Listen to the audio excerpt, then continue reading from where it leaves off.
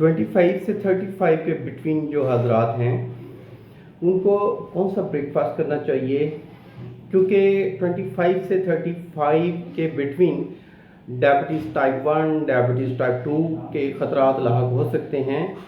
जिनके पेरेंट्स को डायबिटीज़ का मसला है उनको तो बहुत ज़्यादा ख़तरात होते हैं।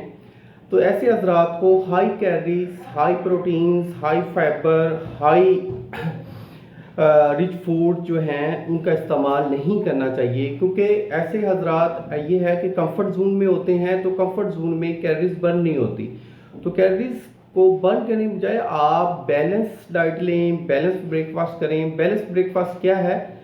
आप 2 से 3 वाइट एग लें, उसके साथ आप 1 पाव दही का इस्तेमाल करें और 2 से 3 ब्राउन ब्रेड कोशिश करें। जब मॉर्निंग में खाली पेट आप 5 से 7 बादाम लें, उसका छिलका नहीं लेना, क्योंकि उसका छिलका हमारे स्टमक जो है उसको डिस्टर्ब करता है और स्टमक हमारा उसको हजम नहीं कर पाता। और 2 से 3 खजूरें लें। तो मतलब कि ये सारी चीज़ों को मिलाएं तो ये कुछ तकरीबन 500 से 700 के बिटवीन कैलोरीज होंगी।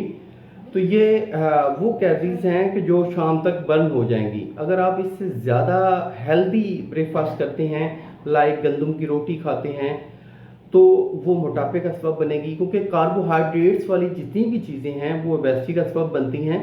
तो कार्बोहाइड्रेट्स 25 से 35 के बिटवीन बहुत कम इस्तेमाल करना चाहिए। कोशिश करें वाइट आटा लें, क्योंकि प्योर जो चक्की का आटा है, गंदम का आटा है, वो डायबिटीज़ का सबब बनता है।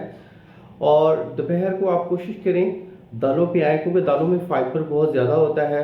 शाम को आप चिकन वगैरह का इस्तेमाल कर सकते हैं। वाइट मीट ऐसे हजरात के लिए बेहतरीन है। क्यों कि रेड मीट जो है वो एक तो बैड कोलेस्ट्रॉल का सबब बनता है, और रेड मीट जो है वो जो ब्लड के क्लाउड्स हैं उसका सबब बनता है, ब्लड के गाढ़ेपन का सबब बनता है। तो 25 से 35 के बिटवीन हजरात को रेड मीट से अवॉइड करना चाहिए, वाइट मीट लेना चाहिए। वाइट मीट में फ़िश लें, प्रान लें और चिकन वगैरह का इस्तेमाल करें। ये वेट भी गेन नहीं करेंगे। अल्लाह आपका हामी नासिर हो। शुक्रिया, जज़ाकल्लाह। अल्लाह।